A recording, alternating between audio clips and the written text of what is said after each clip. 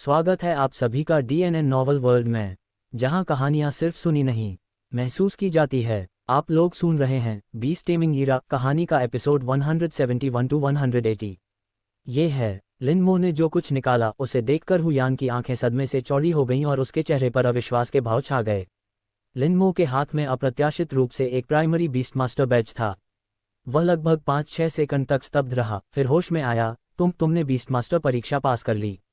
वह जानता था कि लिनमो का पालतू जानवर परिपक्व अवस्था में प्रवेश कर चुका है, लेकिन सामान्य तौर पर लिनमो के स्तर पर एक प्रशिक्षु पशु गुरु मूल्यांकन में भाग लेने से पहले कुछ समय के लिए अपनी शक्ति को मजबूत करेगा।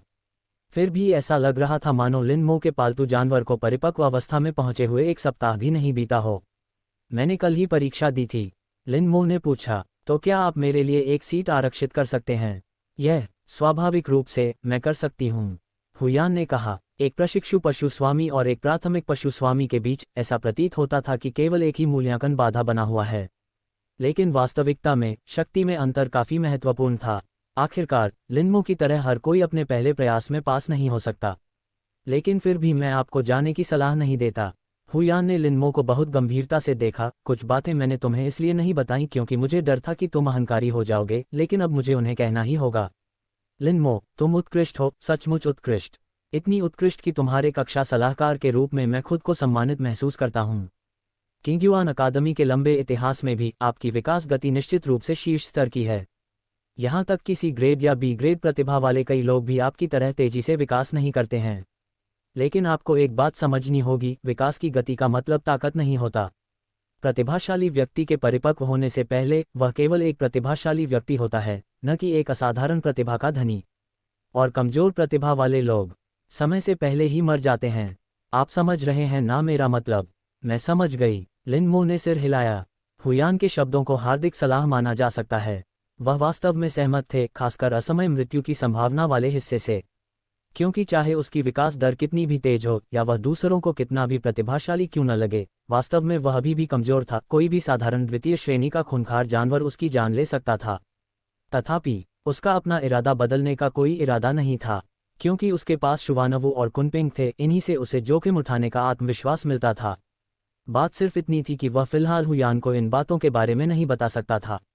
कुछ देर की चुप्पी के बाद वह हुयान की ओर देखकर केवल इतना ही कह सका, गुरुजी हूँ, कुछ बातें ऐसी हैं जिन्हें मैं विस्तार से नहीं समझा सकता, लेकिन इस बार मुझे जंगल में जाने का एक ठोस कारण है। कृपया आप सहमत हों, हुयान ने भौहें चढ़ाते हुए कहा। क्या तुम्हें सच में जाना ही है? जाना ही होगा, लिनमो का रवैया दृढ़ था। हुयान ने बेबसी से कहा, अगर ऐसा है तो स्वाभाविक रूप से मैं अब आपको रोक नहीं सकती, लेकिन आपको जंगल के खतरे के स्तर के बारे में तो पता ही होगा, है ना? लिनमो ने सिर हिलाते हुए कहा, मैं मानसिक रूप से तैयार हूँ। मैं तुम्हें सिर्फ एक बात याद दिलाना चाहता हूँ। हुयान का चेहरा पहले से कहीं ज्यादा गंभीर था। असली जंगल अकादमी के पिछले मैदानी प्रशिक्षण से कहीं ज्यादा खतरनाक है। तुम्हें हर समय अपनी आत्मा को पूरी तरह सतर्क रखना होगा। मैं करूँगा, धन्यवाद शिक्षक हूँ। हुयान से विदा लेने के बाद लिनमो ने लिन रुयू से मुलाकात की और एक साधारण विदाई ली। लिन रुयू ने भी शुरू में उसके जंगल जाने का पुरजोर विरोध किया था, लेकिन जब उसने शुवानवु के आंतरिक स्थान का जिक्र किया तो उसका रवैया कम दृढ़ हो गया। आखिरकार उसने स्वयं आंतरिक स्थान की सुविधा का अनुभव किया था। इसके अलावा इन स्पेस और वॉर्ड लीप के साथ साथ कुनपिंग, जो अपनी उड़ान गति के लिए प्रसिद्ध था, के संयोजन से उसकी सुरक्षा की गारंटी होनी चाहिए, जब तक कि वह बेहद बदकिस्मत न हो और उसका सामना 8वें या 9वें रैंक के किसी खतरनाक जानवर या उससे भी ऊपर के जानवर से न हो जाए। इसलिए लिन रुयू ने उसे रोकना बंद कर दिया। फिर लिनमो कुछ जंगली सामानों की पुनःपूर्ति करने के लिए ग्रेट शिया मॉल गया और अकेले ही परिवहन स्टेशन की ओर चल पड़ा। ब्लू स्टार पर स्थित परिवहन स्टेशन पृथ्वी पर स्थित हवाई अड्डे के समकक्ष था। ब्लू स्टार का निर्जन क्षेत्र खूंखार राक्षसों का इलाका था, इसलिए वहां कोई राजमार्ग या रेलवे नहीं थी। लंबी दूरी की यात्रा केवल हवाई यात्रा पर ही निर्भर थी। अंतर यह था कि पृथ्वी पर लोग हवाई जहाज से यात्रा करते थे, जबकि ब्लू स्टार पर वे उड़ने वाले पालतू जानवरों की सवारी करते थे। लिनमो के परिवहन स्टेशन जाने का कारण यह था कि यान द्वारा दिए गए निर्देशांक साल्ट लेक सिटी के करीब थे। इसलिए उसे पहले कियान शहर से साल्ट लेक सिटी तक उड़ान भरनी पड़ी और फिर साल्ट लेक सिटी से जंगल की ओर जाना पड़ा। लिनमो वास्तव में इससे काफी खुश थी, क्योंकि चुवाननिंग और कियान के अलावा वह अभी तक किसी अन्य शहर में नहीं गया था। प्रवेश द्वार पर टिकट खरीदने के बाद लिनमो प्रतीक्षा करने के लिए प्रतीक्षा कक्ष में दाखिल हुआ। पृथ्वी पर निर्धारित समय पर उड़ान भरने के विपरीत यहाँ पूरी तरह से भर जाने पर उड़ान भरने का नियम था। कियुन में विमान परिवहन स्टेशन पर सभी चिंगमिंग क्रेनें थीं। चिंगमिंग क्रेन को नियंत्रित करने वाले पायलट को छोड़कर उनमें 10 यात्री बैठ सकते थे। जब लिनमो वहां पहुंचा तो उससे पहले ही 6 लोग इंतजार कर रहे थे, इसलिए उसे ज्यादा देर तक इंतजार नहीं करना पड़ा। लगभग 1 घंटे बाद किंगमिंग क्रेन लिनमो जिस पर सवार थी वह उड़ान भरने लगी। उनकी पिछली सभी लंबी दूरी की यात्राएं किंगयुआन अकादमी के किंगमिंग क्रेन विमानों पर हुई थीं, जहां पास में बैठे सभी यात्री उनके सहपाठी और पूर्व छात्र थे। इसलिए इस बार को उनकी पहली सच्ची लंबी दूरी की यात्रा माना जा सकता है। पहले की तुलना में यह अनुभूति बिल्कुल अलग थी। सबसे पहले उसके बगल में बैठे यात्री थे। वे सभी अधेड़ उम्र के पुरुष और महिलाएं थीं। सभी यात्रा से थके हुए लग रहे थे। वह अपनी उम्र का इकलौता व्यक्ति था। इसलिए किंगमिंग क्रेन के उड़ान भरने के बाद उनकी निगाहें लगभग लगातार उसी पर टिकी हुई थीं। लिनमो को इस बात पर कोई हैरानी नहीं हुई, क्योंकि ब्लू स्टार बिल्कुल वैसा ही था। उनकी उम्र के युवाओं को एडवांस्ड बीस्ट टाइमिंग अकादमी से स्नातक होने से पहले अकेले यात्रा करने का मौका शायद ही कभी मिलता था।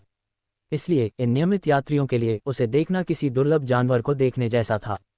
जब किंगमिंग क्रेन की उड़ान स्थिर हो गई तो उसके बगल में खड़े एक खुरदुरे दिखने वाले दाढ़ी वाले आदमी ने खुद को रोक नहीं पाया और पूछा, छोटे भाई, क्या तुम किसी काम से साल्ट लेक जा रहे हो?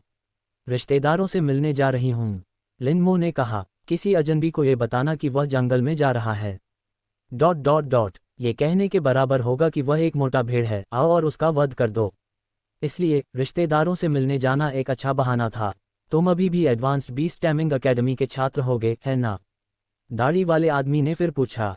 हाँ, किंगयुआन अकादमी। लिनमो ने हल्की सी मुस्कान बिखेरी, जिससे उनके चेहरे पर गर्व की झलक साफ झलक रही थी। हुआशिया में शीर्ष 30 में शुमार अकादमी अभी भी अधिकांश बुरे इरादों वाले लोगों के लिए महत्वपूर्ण निवारक शक्ति रखती है। अपनी इस पहचान को स्वीकार करने से वह थोड़ा सुरक्षित हो सकता है। शानदार। दाढ़ी वाले आदमी की आंखों में हैरानी की एक झलक दिखाई दी और उसने लिनमो को अंगूठा ऊपर करके इशारा किया। आसपास मौजूद अन्य लोग भी सदमे में थे। तुरंत ही कई लोगों ने एक दूसरे को इशारों में देखा और फिर चुपचाप लिनमो से अपनी निगाहें हटा लीं। और वह दिखने में उत्साही दाढ़ी वाला व्यक्ति एक शब्द भी नहीं बोला। 1.5 घंटे बाद वे साल्ट लेक सिटी पहुंचे। साल्ट लेक भी किंगयुआन प्रांत के अंतर्गत आने वाले शहरों में से एक था। इसका आकार स्वाभाविक रूप से प्रांतीय राजधानी कियान से तुलना करने योग्य नहीं था, लेकिन फिर भी यह चुवाननिंग की तुलना में कहीं अधिक समृद्ध था। काफ़ी देर हो जाने के कारण लिनमो को शहर छोड़ने की जल्दी नहीं थी और उसने पहले एक रात शहर में रुकने की योजना बनाई। लेकिन जैसे ही वह भीड़ से निकलकर पास के एक होटल की ओर बढ़ा, उसे पीछे से कई निगाहों का पीछा करने का एहसास हुआ। उसी क्षण उसने उन निगाहों को देखा। लिनमो की नसें तुरंत तनावग्रस्त हो गईं, हालांकि उसने खुद को किसी भी तरह की असामान्यता का संकेत न दिखाने के लिए मजबूर किया। फिर उसका मन अवचेतन रूप से इन लोगों की पहचान और इरादों का विश्लेषण करने लगा। सबसे पहले उसके दिमाग में स्वाभाविक रूप से दाढ़ी वाला आदमी और उसका समूह आया, जो उसके साथ किंगमिंग क्रेन पर सवार होकर आए थे। वह समझ गया था कि उस समय किंगमिंग क्रेन पर मौजूद कई लोग दाढ़ी वाले आदमी के साथ थे। इसके अलावा जब उन लोगों को पता चला कि वह किंगयुआन अकादमी का छात्र है, तो उन्होंने एक दूसरे को इशारों में देखा। इसलिए इस बात की प्रबल संभावना थी कि उन लोगों के मन में दुर्भावना थी और वे उसे निशाना बनाना जारी रखेंगे। दूसरा, ये साल्ट लेक सिटी के स्थानीय गुंडे भी हो सकते हैं। ये स्थानीय गुंडे पृथ्वी पर मौजूद बदमाशों के समान थे। ब्लू स्टार पर स्थित हर शहर में ऐसे लोगों का एक समूह मौजूद था। वे असली बीस्ट मास्टर्स की तरह सफल नहीं हुए, लेकिन वे साधारण वेतनभोगी बनकर नहीं रहना चाहते थे, इसलिए वे एक साथ मिलकर अवैध धंधों में जुट गए। और इन लोगों के प्राथमिक निशाने पर उसी की तरह के बाहरी लोग थे। खासकर उनकी उम्र को देखते हुए वे उनके लिए एक तरह से स्वाभाविक चुंबक थे। इस बारे में सोचते हुए लिनमो सीधे पास के किसी होटल में नहीं गई, बल्कि एक चौड़ी सड़क की ओर मुड़ गई। भगवान ही जाने कि यहाँ के होटल और स्थानीय गुंडे आपस में मिले हुए थे या नहीं। अगर वह गया तो हो सकता है कि वह सीधे जाल में फंस जाए। इसलिए इस समय भीड़भाड़ वाले इलाकों की ओर जाना निश्चित रूप से सही कदम था। उसने कार लेने की हिम्मत भी नहीं की। यदि स्थानीय गुंडों का दबदबा काफ़ी अधिक होता तो परिवहन स्टेशन के पास खड़ी गाड़ियां भी उन्हीं के लोगों की हो सकती थीं। वह आधे घंटे से अधिक समय तक मुख्य सड़क पर चलता रहा। लिनमो अंततः एक हलचल भरे शहर के केंद्र में पहुंच गई। यह एक रात्रि बाजार जैसा लग रहा था, हालांकि अंधेरा हो चुका था, फिर भी यह काफ़ी भीड़भाड़ वाला और जीवंत था। ऐसी जगह पर उन्हें कोई कदम उठाने की हिम्मत नहीं करनी चाहिए। लिनमो ने मन ही मन बुदबुदाया। उसे अभी भी साल्ट लेक सिटी की सार्वजनिक सुरक्षा पर कुछ भरोसा था। उसने यूं ही एक सीट ढूंढ ली और कुछ स्थानीय खास स्नैक्स का ऑर्डर दिया। खाना खाते समय उसने लापरवाही से उस दिशा की ओर देखा जहां से वह आया था। तभी 4 लोग उससे कुछ ही दूरी पर एक मेज पर बैठ गए। लिनमो की अंतरात्मा ने उसे बताया कि ये चारों लोग वही थे जिनकी निगाहें पहले उसका पीछा कर रही थीं। संयोगवश वह उनके सामने बैठा था, इसलिए वह उन्हें खुलेआम देख सकता था। वे सभी अपरिचित चेहरे थे। वह इस बात की पुष्टि कर सकता था कि उनका दाढ़ी वाले आदमी के समूह से कोई लेना देना नहीं था, वे संभवतः स्थानीय गुंडे थे। वे चारों लगभग 25 वर्ष के थे, आम कपड़े पहने हुए थे और उनके चेहरे पर खुशी और प्रसन्नता के भाव थे। उन्हें किसी भी नजरिए से देखा जाए वे सभ्य युवक ही लगते थे। वे धरती पर मौजूद उन गुंडों की तरह नहीं थे जो भड़कीले कपड़े पहनते हैं और विद्रोही भाव रखते हैं, मानो उन्हें डर हो कि लोग यह न समझ पाएं कि वे अच्छे लोग नहीं हैं। इस नजरिए से देखें तो ब्लू स्टार के पंख थोड़े ज्यादा समझदार लगते हैं। लिनमो ने थोड़े व्यंग्यपूर्ण अंदाज में सोचा।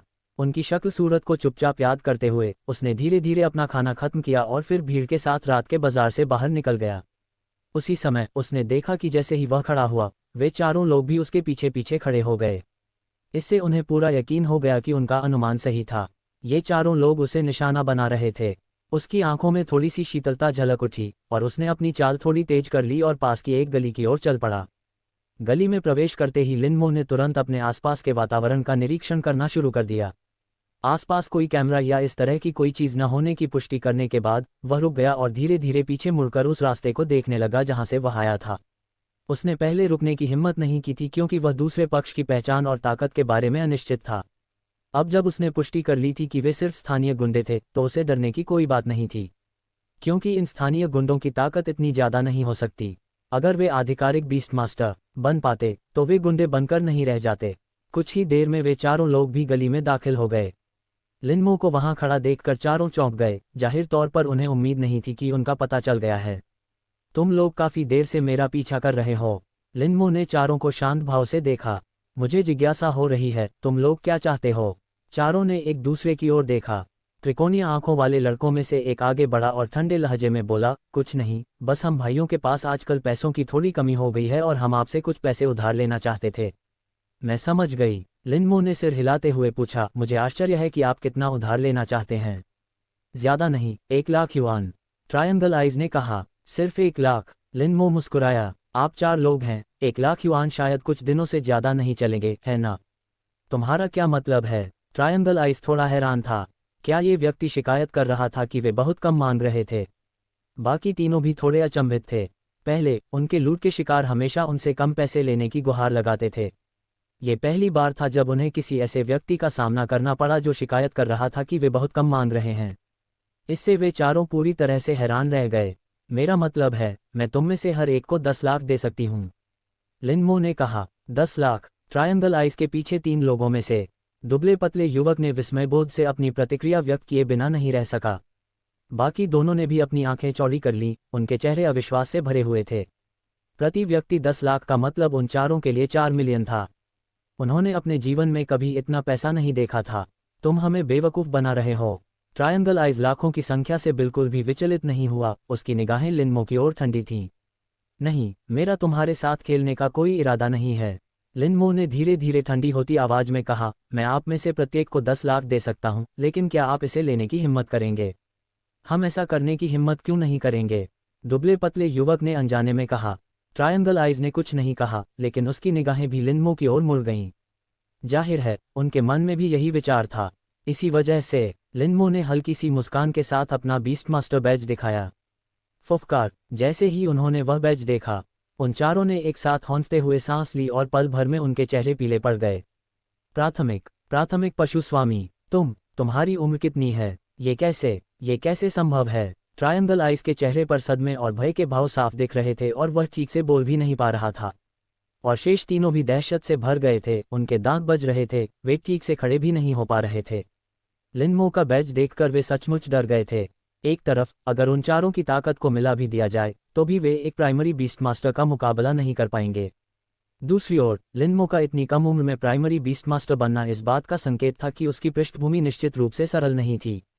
इस तरह किसी को नाराज करना स्टील की प्लेट को लात मारने के बराबर था। ये व्यावहारिक रूप से आत्महत्या के समान था। क्या आपको शक है कि मेरा बैज नकली है? लिनमो ने उदासीनता से पूछा। हम ऐसा करने की हिम्मत नहीं करेंगे। ट्रायंगल आइज धड़ाम से घुटनों के बल बैठ गया। बड़े भाई, हम गलत थे। कृपया दयालु बने और हमें जाने दें। उसके पीछे खड़े तीनों लोग भी जमीन पर घुटने टेककर एक साथ बोले, बड़े भाई कृपया हमें जाने दीजिए। वे सचमुच डरे हुए थे। एक प्राथमिक बीस्टमास्टर उन्हें आसानी से चींटियों की तरह कुचल सकता है। उनके घुटने टेकने पर लिनमो को जरा भी सहानुभूति नहीं हुई। ऐसा इसलिए था क्योंकि उसकी ताकत काफ़ी अधिक थी। अगर वह इतना मजबूत न होता तो कौन जानता है कि आज ये लोग उसके साथ कैसा व्यवहार करते। उसने उन चारों को ठंडेपन से देखा और सोचने लगा कि उनसे कैसे निपटा जाए।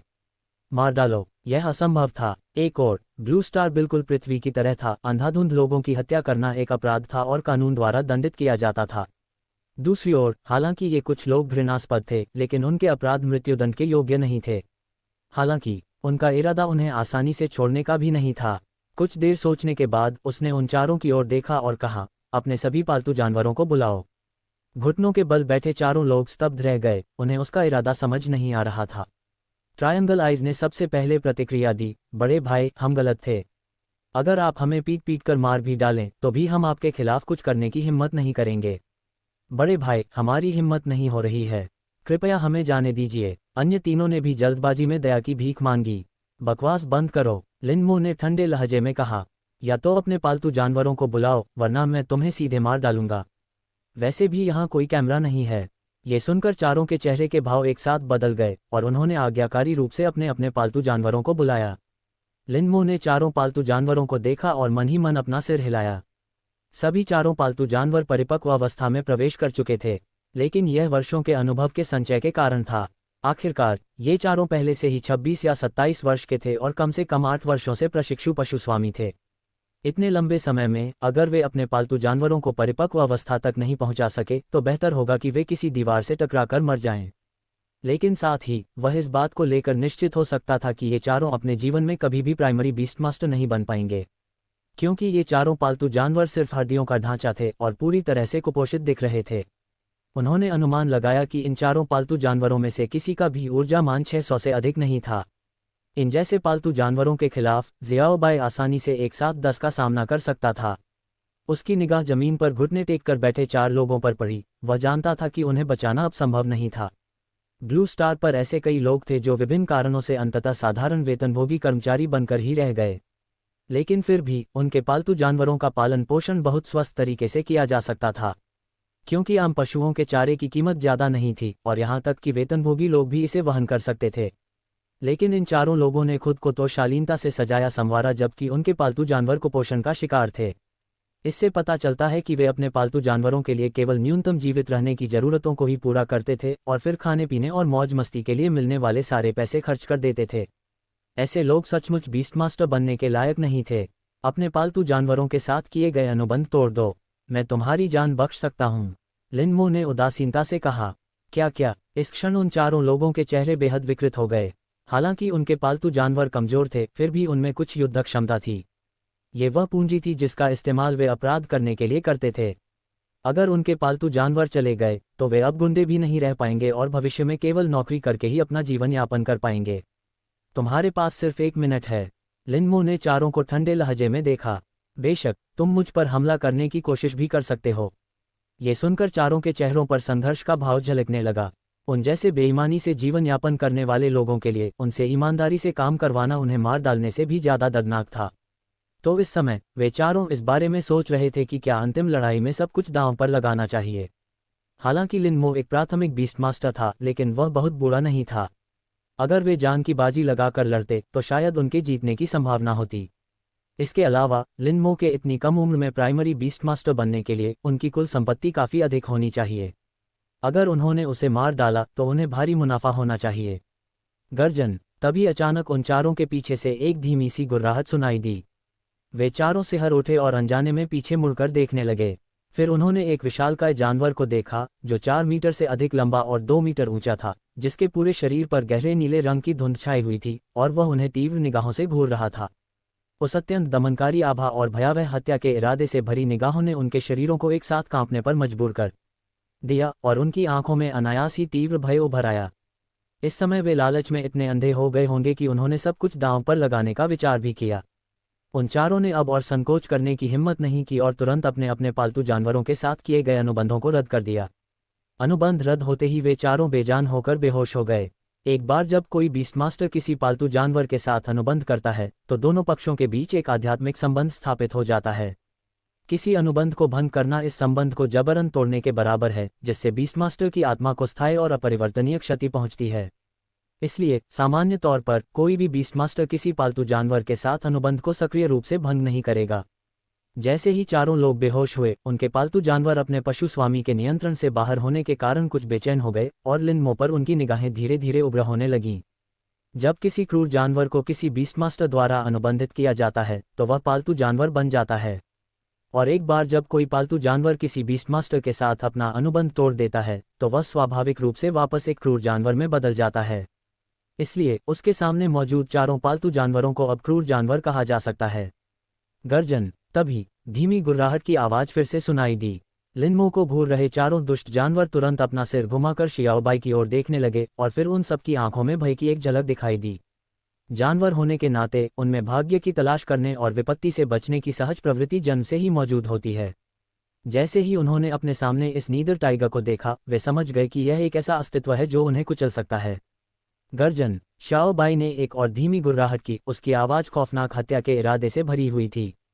चारों क्रूर राक्षसों के शरीर एक साथ कांप उठे और वे सीधे जमीन पर गिर पड़े। यह उनकी आत्मसमर्पण की अभिव्यक्ति और दया की भीख मांगने का तरीका था। लिनमो ने यह दृश्य देखा, कुछ देर सोचा और फिर अपना ध्यान दूसरी ओर मोड़ दिया। स्विश। शाओबाई के सामने एक के बाद एक 4 जल तलवारें निकली और सटीक रूप से चारों क्रूर राक्षसों की गर्दन में जा धंस गईं। तुरंत ही धीरे धीरे खून रिसने लगा और चारों खूंखार राक्षस चुपचाप जमीन पर गिर पड़े। एक विचार के साथ लिनमो ने चारों शवों को अपने पशु वशीकरण स्थान में रख दिया, फिर मुड़कर तेजी से गली से बाहर निकल गया। दरअसल इन 4 खूंखार राक्षसों को मारना उसका मूल इरादा नहीं था। उसने उन चारों लोगों को अपने अनुबंध रद्द करने के लिए मजबूर किया ताकि वे भविष्य में अपराध न कर सकें। हालांकि अगर उन विसियस बीस्ट्स को सीधे रिहा कर दिया जाता है जिनके अनुबंध रद्द कर दिए गए थे, तो वे संभवतः लोगों को नुकसान पहुंचाने की घटनाओं को अंजाम दे सकते हैं, और अगर उन्हें जंगल में छोड़ दिया गया तो वे देर सवेर मानवता के दुश्मन बन जाएंगे। क्योंकि ब्लू स्टार पर दुष्ट राक्षसों और मनुष्यों के बीच केवल 2 प्रकार के संबंध थे, सहयोगी या शत्रु, और यह या तो ये था या वह। इसलिए मामले को सुलझाने के लिए उसके पास उन्हें मारने के अलावा कोई चारा नहीं था। जहां तक जमीन पर मौजूद 4 लोगों की बात है, अनुबंधों को रद्द करने से होने वाली आध्यात्मिक क्षति से कम उनके सिर में ऐसा दर्द होगा जैसे किसी भारी हथौड़े से वार किया गया हो, जो 10 दिनों से लेकर आधे महीने तक बना रहेगा। यही उनकी सजा होगी। मुख्य सड़क पर लौटकर लिनमो ने राहगीर से रास्ता पूछा और पास ही में एक अपेक्षाकृत अच्छी प्रतिष्ठा वाला होटल ढूंढकर उसमें ठहरने का निर्णय लिया। फिर अगली सुबह तड़के वह सबसे पहले शहर के ग्रेट शिया मॉल गया और पिछली रात के 4 खूंखार जानवरों के शव बेच दिए। 4 परिपक्व अवस्था कुपोषण के कारण खूंखार जानवरों के शवों की कीमत कुछ कम थी, लेकिन फिर भी उनसे उसे 3.2 मिलियन की आय हुई। यह एक बहुत ही सुखद अप्रत्याशित लाभ था। फिर लिनमो अंततः अकेले ही शहर के बाहरी इलाके की ओर चल पड़ी। 1 घंटे बाद साल्ट लेक सिटी के पूर्वी हिस्से में स्थित सीमा चौकी। लिनमो को अपनी बारी आने से पहले 10 मिनट से अधिक समय तक लाइन में इंतजार करना पड़ा। तुम अकेले जंगल में जा रहे हो? पंजीकरण के लिए तैनात सिपाही लिनमो के शब्दों को सुनकर स्तब्ध रह गया। लिनमो के पीछे कतार में खड़े लोगों ने ये सुना। उन्होंने भी लिनमो को हैरानी भरे भावों से देखा। आमतौर पर बीस्टमास्टर जो शहर से बाहर निकलते हैं, वे कम से कम छोटे समूहों में ही जाते हैं। सुरक्षा के लिए कुछ छोटी टीमें मिलकर बड़े समूह भी बना लेती थीं। उनकी नज़र में लिनमो जैसे किसी व्यक्ति का अकेले जंगल में जाना एक तरह से मौत को दावत देना था। इसके अलावा लिनमो अभी भी बहुत छोटी थी। मैं अकेली नहीं हूँ, मेरे दोस्त शहर छोड़कर जा चुके हैं और तय जगह पर मेरा इंतजार कर रहे हैं, लिनमो ने मुस्कुराते हुए कहा। मैं अकेले शहर छोड़ने की हिम्मत नहीं कर सकती। पंजीकरण के लिए जिम्मेदार सैनिक ने सिर हिलाया और लिनमो का पंजीकरण पूरा कर दिया। आसपास मौजूद अन्य लोगों के चेहरे पर भी यही भाव थे। तो बात ऐसी है। लिनमो की व्याख्या काफी तर्कसंगत थी, क्योंकि सीमा चौकी के पास का जंगली इलाका अभी भी काफी सुरक्षित था। अगर लिनमो और उसके दोस्तों के मिलने का स्थान चेक पॉइंट से बहुत दूर नहीं होता तो आमतौर पर कोई बड़ा खतरा नहीं होता। पंजीकरण पूरा करने के बाद लिनमो ने एक निकास परमिट लिया और तेजी से शहर से बाहर निकल गई। एक खुले मैदान से गुजरने के बाद आगे एक और घना जंगल था। शायद इसलिए कि जंगली इलाकों में खूंखार जानवर हर जगह मौजूद हैं। ब्लू स्टार पर अधिकांश शहर पहाड़ों, नदियों और रेगिस्तानों जैसे विशेष वातावरणों को छोड़कर जंगलों से घिरे हुए हैं। अंतर यह है कि विभिन्न जंगलों में पेड़ों और वनस्पतियों के प्रकारों में थोड़ा बहुत अंतर होता है। साल्ट लेक सिटी किंगयुआन का हिस्सा है और कियान से ज़्यादा दूर नहीं है, इसलिए यहाँ के जंगल कियान के जंगलों से अलग नहीं दिखते। लिनमो धीरे धीरे जंगल में दाखिल हुआ और यह सुनिश्चित करने के बाद कि आसपास कोई नहीं है, वह लिटिल वाइट पर सवार होकर तेजी से जंगल की गहराई की ओर दौड़ पड़ा। परिपक्व अवस्था में पहुंचने के बाद लिटिल वाइट का आकार काफी बढ़ गया था और किसी व्यक्ति को ले जाने का उस पर लगभग कोई प्रभाव नहीं पड़ता था। इसलिए अब उसकी दौड़ने की गति पहले से कहीं अधिक तेज थी। 1 घंटे बाद सीमा चौकी से लगभग 80 किलोमीटर दूर घने जंगल में लिनमो ने लिटिल वाइट को रुकने के लिए कहा। फिर उसने लिटिल वाइट को अपने पशु वशीकरण स्थान पर वापस बुलाया, जुवानवु को आमंत्रित किया और जुवानवु के आंतरिक स्थान में प्रवेश किया। इससे पहले वे जंगल के बाहरी इलाके में थे, जहां उनका सामना अपेक्षाकृत कमजोर खूंखार जानवरों से हुआ, इसलिए वह आत्मविश्वास से लिटिल वाइट को सरपट दौड़ने दे सकता था।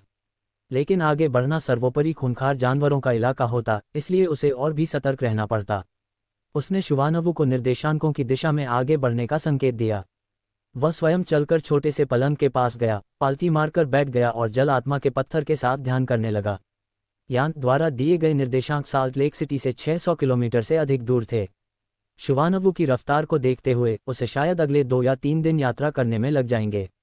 यह मानकर चला जा रहा था कि कोई दुर्घटना नहीं होगी। यदि उन्हें किसी खतरे या विशेष भूभाग का सामना करना पड़ता है जिसके लिए मार्ग बदलना आवश्यक हो, तो समय और भी अधिक लग सकता है।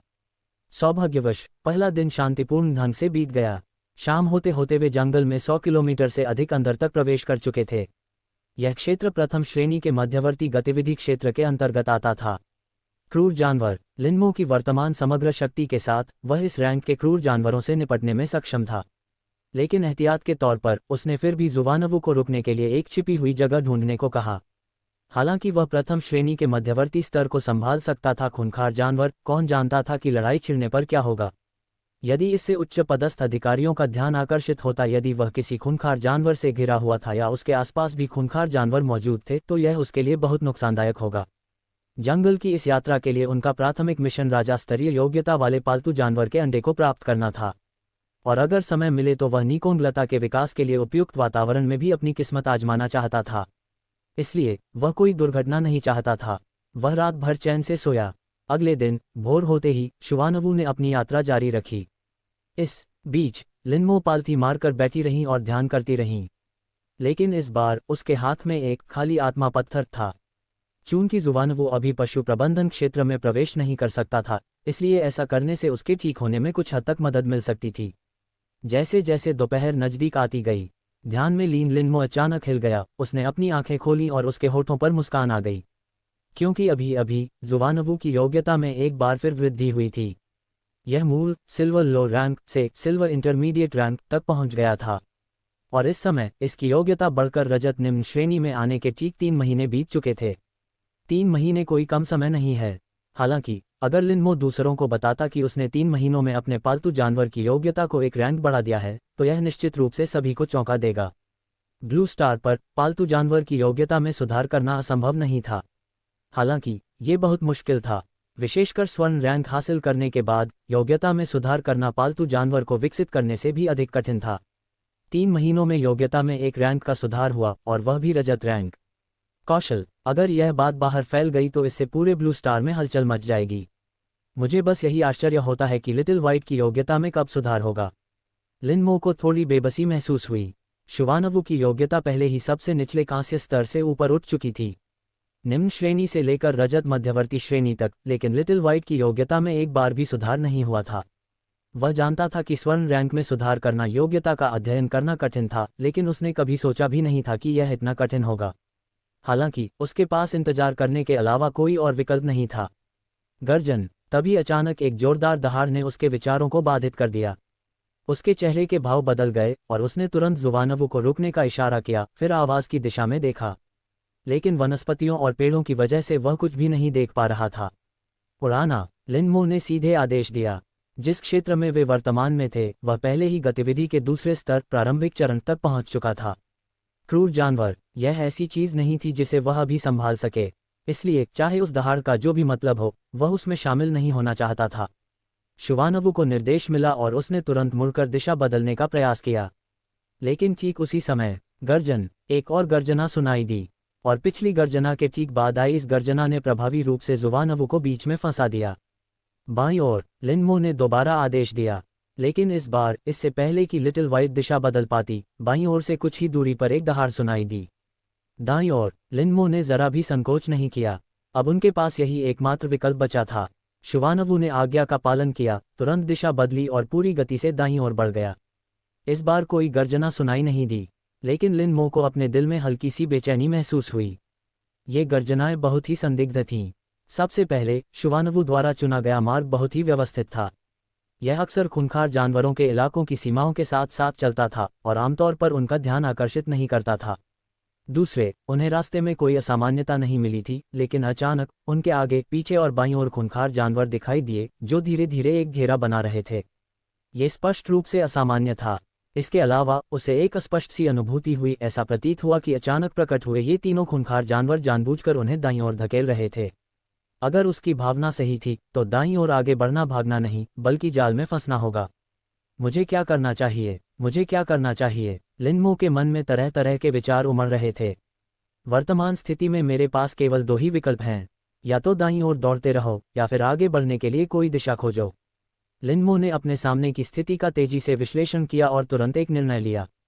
जुवानवु, बाईं ओर से आगे बढ़ो। शायद दक्षिणपंथी विचारधारा एक बहुत बड़ा जाल थी। शायद दाईं ओर कुछ भी नहीं था और वह बस जरूरत से ज्यादा सोच रहा था।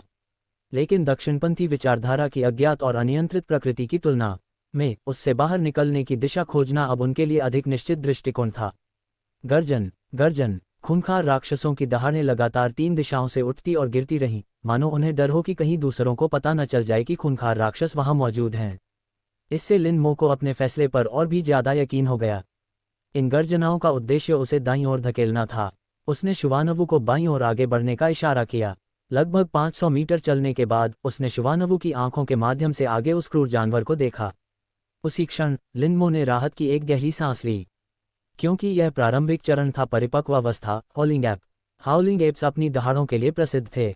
उनकी दहाड़ सुनकर ही कोई सोचेगा कि वे कोई शक्तिशाली जानवर हैं, लेकिन वास्तविकता में एक अकेले हाउलिंग एप की ताकत अधिक नहीं थी। यहाँ तक कि अपनी चरम सीमा पर भी ये केवल रैंक 1 के बराबर ही थी।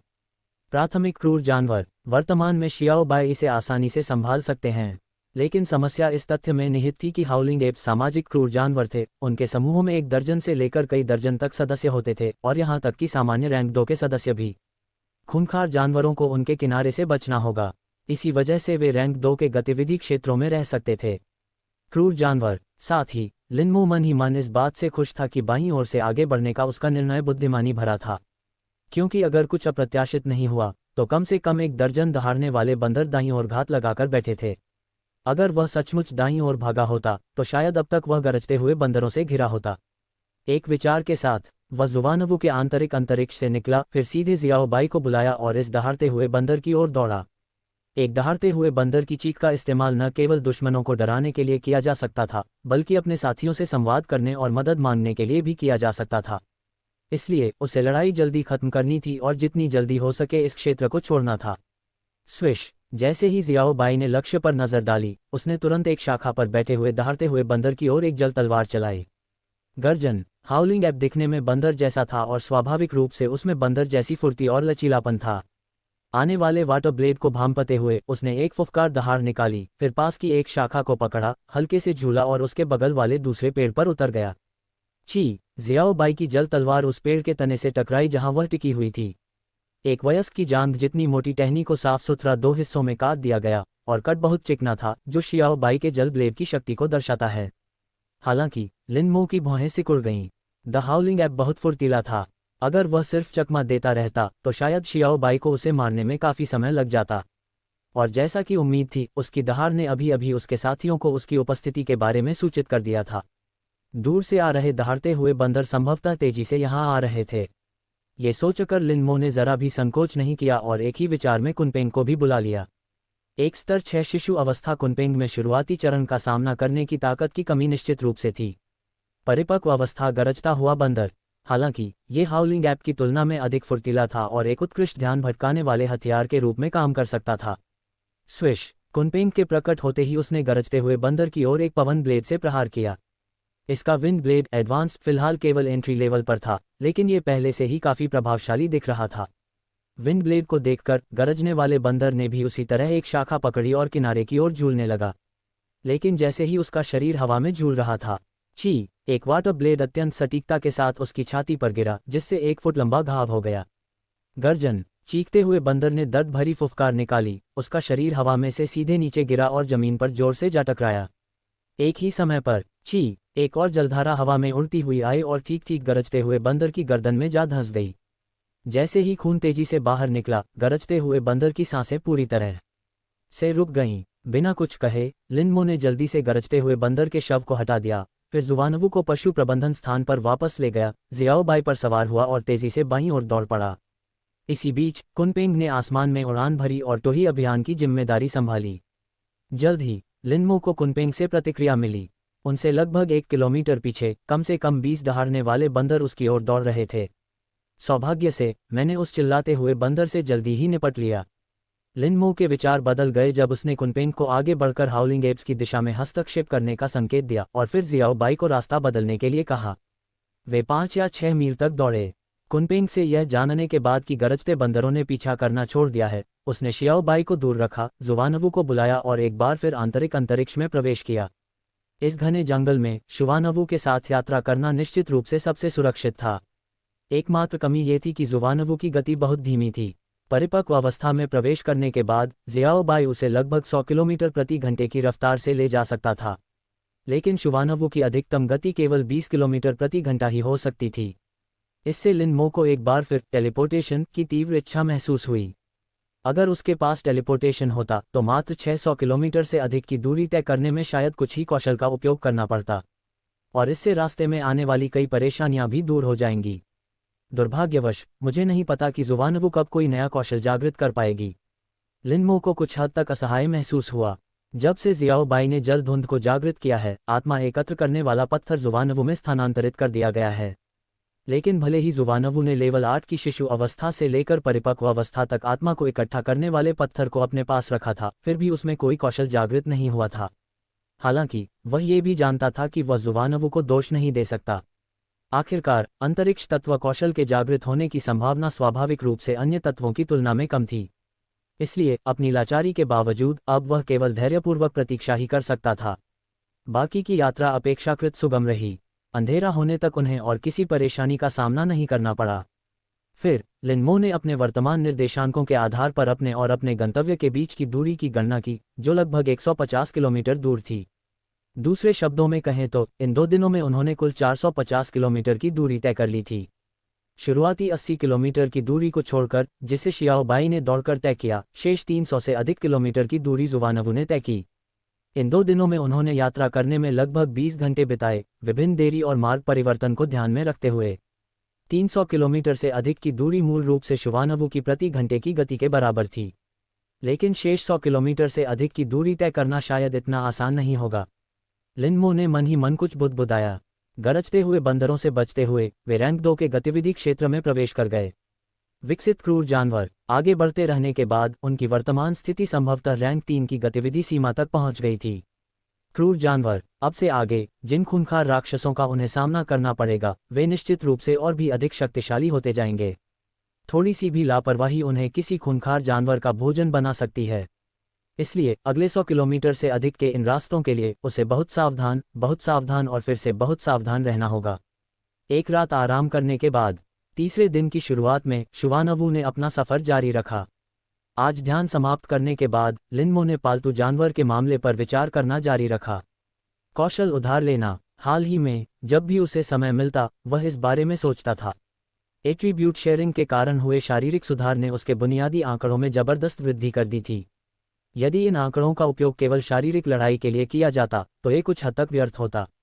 इसलिए ब्लू स्टार के बीस्ट मास्टर पूर्वजों ने पालतू जानवर की विधि विकसित की। कौशल उधार लेना। इसे उधार लेना इसलिए कहा जाता था क्योंकि एक बीस्ट मास्टर किसी पालतू जानवर की सहायता से ही उसके कौशल का सफलतापूर्वक उपयोग कर सकता था। पालतू जानवर से अलग होने के बाद बीस्ट मास्टर उस कौशल का उपयोग नहीं कर सकता था। इस प्रकार कौशल उधार लेने को सरल शब्दों में इस प्रकार समझा जा सकता है कि बीस्ट मास्टर पालतू जानवर की मदद से उसके कौशल को मुक्त करता है। इस प्रक्रिया के लिए दोनों पक्षों के बीच आपसी समझ का अत्यंत उच्च स्तर आवश्यक था।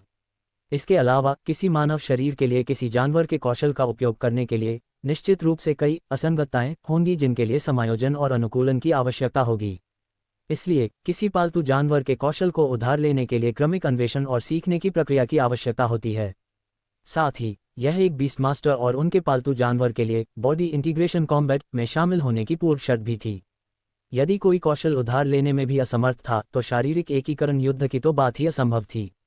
किसी कौशल को उधार लेने से पहले सबसे पहले कौशल का चयन करना आवश्यक था। लिन मो के पास अब 3 पालतू जानवर और कुल 8 कौशल थे। प्रत्येक कौशल का तब तक अभ्यास करना जब तक कि उसे इच्छानुसार उधार न लिया जा सके, इसमें काफ़ी समय लगेगा। इसलिए ये तय करना महत्वपूर्ण था कि पहले कौन सा सीखना है और बाद में कौन सा सीखना है, क्योंकि कुछ खास पलों में यह उसके जीवन या मृत्यु का फैसला कर सकता है। जहां तक लिन मो के स्वयं के इरादे की बात है, वह स्वाभाविक रूप से पहले वॉइड लीप सीखना चाहता था। वॉइड लीप एडवांस्ड शुरुआती स्तर पर इस कौशल को एक बार इस्तेमाल करने से वह हवा में 8 मीटर तक आगे बढ़ सकता था। प्रवेश स्तर 16 मीटर था। कुशल व्यक्ति की दूरी 32 मीटर थी। उसकी महारत 64 मीटर थी।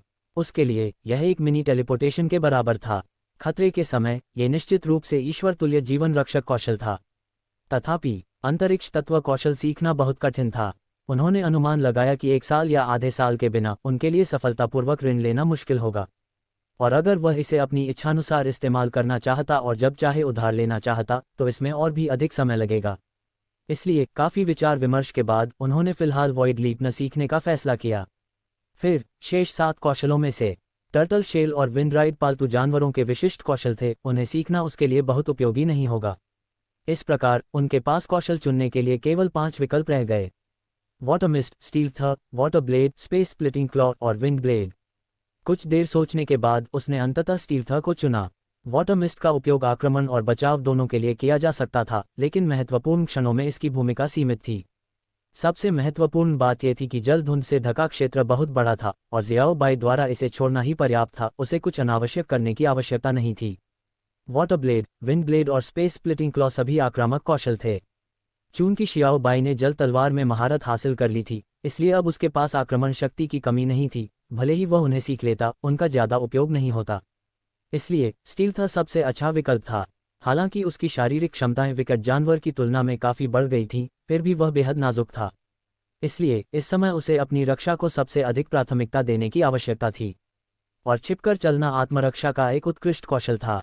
यह उसके शारीरिक स्वरूप के साथ साथ उसकी गंध और आभा को भी छिपा सकता था। जब खतरनाक राक्षसों का सामना करना हो तो यह उनके हमले के खतरे को खत्म कर सकता है।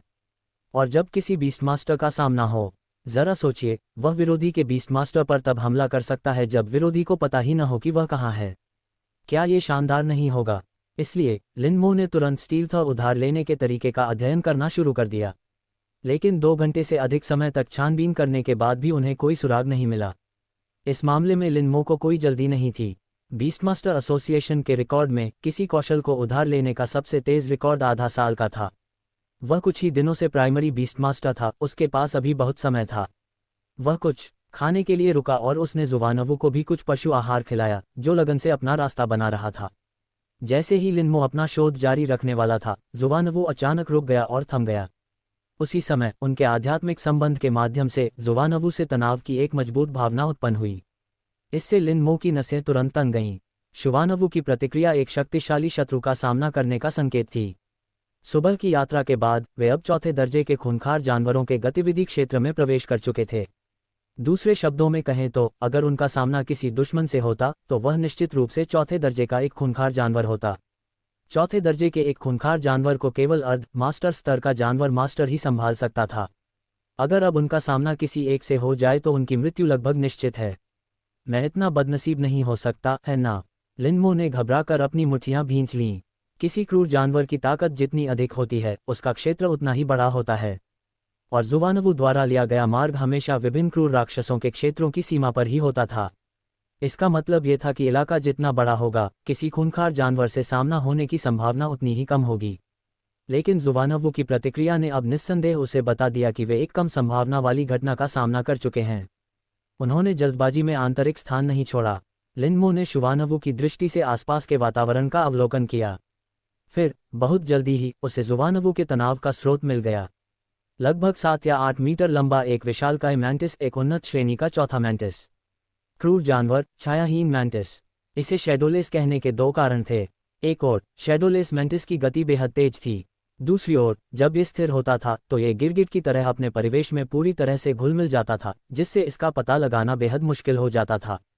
इसी वजह से जुवानवू को इस छायाहीन मैंटिस के बारे में अभी अभी पता चला था, और जैसे ही जुवानवू रुकी, शैडोलेस मैंटिस ने भी उन्हें देख लिया। या अधिक सटीक रूप से कहें तो इस छायाहीन मैंटिस ने उन्हें बहुत पहले ही खोज लिया था। वह चुपचाप उनके आने का इंतजार कर रहा था। इस समय छायाहीन मैंटिस के चक्की के पत्थर के आकार के सिर पर उसकी दो बल्ब जैसी आंखें सीधे उनकी ओर घूर रही थीं।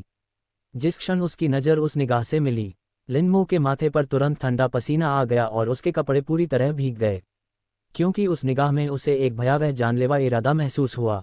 इसके अलावा उनके और शैडोलेस मैंटिस के बीच की दूरी 30 मीटर से भी कम थी। इतनी दूरी पर शैडोलेस मैंटिस को उनके ठीक सामने तुरंत पहुंचने के लिए केवल एक छलांग की आवश्यकता थी। जुवानवू, हिलना मत। लिनमो ने शुवानवू की दृष्टि से शैडोलेस मैंटिस को टकटकी लगाकर देखा। फिर एक विचार के साथ उसने कुनपेंग को आंतरिक अंतरिक्ष में बुलाया। शैडोलेस मैंटिस उड़ नहीं सकता था, इसलिए कुनपेंग ही उसके बचने का एकमात्र रास्ता था। लेकिन वह यह भी जानता था कि उसके पास भागने का केवल एक ही मौका है। अगर वह इसे चूक गया तो कुनपेंग के साथ भी वह शायद बच नहीं पाएगा। तो अब उसे इंतजार करना ही था। उस क्षण का इंतजार करे जब छायाहीन मैंटिस अपना हमला शुरू करे। वूश! लगभग उसी क्षण उसका विचार लुप्त हो गया। छायाहीन मैंटिस के चारों पैर अचानक उछले और उसका विशाल शरीर बिजली की तरह जुवानवू की ओर तेजी से बढ़ा। हवा में रहते हुए शैडोलेस मैंटिस ने अपने दोहरे ब्लेड को ऊपर उठाया और नीचे की ओर वार करने की मुद्रा अपना ली। जिस क्षण वह नीचे गिरा, ठीक उसी क्षण जुवानवू के टुकड़े टुकड़े हो गए। और यह ठीक इसी क्षण हुआ। जुवानवू! लिनमो ने धीमी आवाज में चिल्लाया। शुवानवू की आकृति पल भर में गायब हो गई और अगले ही पल वह 16 मीटर दूर फिर से प्रकट हो गई। हवा में मौजूद शैडोलेस मैंटिस कुछ पल के लिए स्पष्ट रूप से स्तब्ध रह गया था। इसका लक्ष्य अचानक कैसे गायब हो गया? हालांकि इसके तुरंत बाद इसे अपने पीछे से एक आवाज सुनाई दी। स्वाभाविक रूप से उसकी इच्छा पीछे मुड़कर देखने की थी, लेकिन हवा में होने के कारण वह मूल रूप से अपनी दिशा बदलने में असमर्थ थी। जब उसके चारों अंग जमीन पर लगे तभी उसने मुड़कर देखा। फिर उसने देखा, सुनहरे पंखों वाला एक विशाल पक्षी एक व्यक्ति को लेकर आकाश में उड़ गया, जबकि कुछ क्षण पहले ही दिखाई देने वाला हरा कवच वाला कछुआ गायब हो चुका था। शैडोलेस मैंटिस एक बार फिर स्तब्ध रह गया। इसका निशाना स्पष्ट रूप से ग्रीन आर्मर टर्टल था, तो यह इंसान कैसे बन गया? हालांकि ये ज्यादा देर तक भ्रमित नहीं रहा। एक क्रूर जानवर की प्रवृत्ति ने उसे चील को देखते ही उछलने पर मजबूर कर दिया और उसके दोहरे ब्लेड उग्रता से बाहर निकल आए। गोल्ड विंग्ड एरोप्लेन की पीठ पर बैठे लिनमो की आंखें बेतहाशा फड़कने लगी जब उसने शैडोलेस मैंटिस को अपनी ओर छलांग लगाते देखा। अभी अभी उसने जानबूझकर जुवानवू से ठीक उसी समय वर्ड लीप का इस्तेमाल करवाया जब शैडोलेस मैंटिस ने छलांग लगाई। इसके अलावा उसने जानबूझकर शैडोलेस मैंटिस के पीछे छलांग लगाई थी ताकि समय के अंतराल का फायदा उठा सके। उसके बाद सब कुछ उनकी योजना के अनुसार सुचारू रूप से चला। जब शैडोलेस मैंटिस हवा में था और मुड़ने में असमर्थ था, उस संक्षिप्त क्षण का फायदा उठाते हुए उसने सफलतापूर्वक आंतरिक अंतरिक्ष को छोड़ दिया और कुनपेंग पर सवार होकर उड़ान भरी। उसने शुरू में सोचा था कि इससे खतरे से बचने के लिए काफ़ी होगा, लेकिन उसे शैडोलेस मैंटिस की कूदने की गति इतनी तेज होने की उम्मीद नहीं थी। ये कुनपेंग की उड़ान भरने की गति से भी तेज थी। ये सचमुच छायाहीन नाम को सार्थक साबित हुआ। इस समय वह स्पष्ट रूप से शैडोलेस मैंटिस के दोहरे ब्लेड को अपनी दृष्टि के दायरे में लगातार पास आते और बड़े होते हुए देख सकता था। ऐसा लग रहा था मानो वे अगले ही पल उस पर गिर पड़ेंगे। कुनपेंग, जल्दी करो! लिनमो बेहद चिंतित था, लेकिन कुनपेंग को समझाने के अलावा वह और कुछ नहीं कर सकता था। ये देखकर कि वे दोहरी धार वाले हथियार उस पर गिरने ही वाले थे। अचानक तेजी से पास आ रही दोहरी ब्लेड कुछ देर के लिए शून्य में रुकी और फिर तेजी से नीचे जमीन की ओर गिरने लगी। उफ! लिनमो ने राहत की एक गहरी सांस ली और कुनपेंग की पीठ पर लेटे हुए उसका शरीर कुछ हद तक ढीला पड़ गया। वह करीब था। सौभाग्यवश शैडोलेस मैंटिस केवल इतनी ही ऊंचाई तक कूद सकता था। अगर उसकी छलांग की ऊंचाई आधा मीटर भी अधिक होती तो शायद अब तक उसके 4 टुकड़े हो चुके होते। मैंने अब भी जंगल में मौजूद खतरे के स्तर को कम करके आंका था। लिनमो ने छायाहीन मैंटिस को जमीन पर गिरते हुए देखा। मन में डर के साथ साथ वह मन ही मन सोचने लगा। पहले उसने सोचा था कि शुवानवू और कुनपेंग के साथ जंगल में खतरे का सामना करने पर भी उसे अपनी जान बचाने में कम से कम कोई समस्या नहीं होगी, लेकिन अब स्थिति को देखते हुए शुवानवू और कुनपेंग के साथ भी वह जंगल में एक पल की भी लापरवाही या मनगढ़ंत सोच को बर्दाश्त नहीं कर सकता था। वह कुनपेंग को उसे बहुत दूर ले जाने देने की हिम्मत नहीं कर सका। लगभग 3 या 4 किलोमीटर चलने के बाद लिनमो ने कुनपेंग को उतारा और फिर से शुवानवू के आंतरिक अंतरिक्ष में प्रवेश किया। जंगल में उड़ने वाले कई खतरनाक जीव मौजूद थे, अगर वे उड़ते रहे तो इससे और भी बड़ा खतरा पैदा हो सकता था। हालांकि गोल्ड विंग्ड एरोपेन को सबसे तेज उड़ने वाले खूंखार जानवरों में से एक माना जाता था। कुनपेंग फिलहाल केवल छठे स्तर की शिशु अवस्था में था और उसे एक व्यक्ति को भी ले जाना था, इसलिए उसकी गति निश्चित रूप से प्रभावित होगी। यही कारण था कि अभी अभी यह शैडोलेस मैंटिस के हाथों लगभग पकड़ा ही गया था। इसलिए यात्रा के लिए शुवानवु का उपयोग करना अभी भी सबसे सुरक्षित था। और छायाहीन मैंटिस से मिले सबक के बाद जुवानवु अपना रास्ता चुनते समय और भी अधिक सतर्क हो गया। उसके बाद कोई और परेशानी नहीं हुई। शाम होते होते यात्रा के अंतिम लगभग 100 किलोमीटर का सफ़र सफलतापूर्वक पूरा कर लिया गया। लिनमो ने अपने सूचना ब्रेसलेट पर लगे कंपास की जांच की। इस समय वह यान द्वारा दिए गए निर्देशांकों से 10 किलोमीटर से भी कम दूरी पर था। मैं और करीब नहीं जा सकता, मैं पहले केवल दूर से ही अवलोकन कर सकता हूं और कार्रवाई करने से पहले क्रिम्सन फ्लेम बर्ड के व्यवहार पैटर्न को समझने का इंतजार कर सकता हूं। लिनमो मन ही मन सोचने लगा। यान की जानकारी के अनुसार राजा स्तरीय योग्यता जिस पालतू जानवर के अंडे की वह तलाश कर रहा था, वह छठे रैंक के घोंसले में था, क्रिम्सन फ्लेम बर्ड। और उसने इससे पहले बीस्टमास्टर एसोसिएशन के डेटाबेस में क्रिम्सन फ्लेम बर्ड के बारे में कुछ डेटा देखा था। नाम क्रिम्सन फ्लेम बर्ड, विशेषता आग, योग्यता अज्ञात, रेस रैंक 6 मध्यवर्ती, जन्मजात कौशल फायरबॉल उन्नत, फायर सी उन्नत, फ्लेम फ्यूरी उन्नत। दिखने में क्रिम्सन फ्लेम बर्ड एक बड़ा गहरे लाल रंग का पक्षी था जिसका सामान्य आकार मोर जैसा था। लेकिन मोर के विपरीत, जिसके पूंछ के पंख सख्त होते हैं और प्रदर्शन के लिए उपयोग किए जाते हैं, क्रिम्सन फ्लेम बर्ड के पूंछ के पंख नर्म थे। रैंक 6 मध्यवर्ती क्रिम्सन फ्लेम बर्ड की पूंछ के पंखों को छोड़कर शरीर की लंबाई 7 से 8 मीटर हो सकती है। पूंछ के पंखों को शामिल करने पर यह 12 से 13 मीटर तक पहुंच सकती है।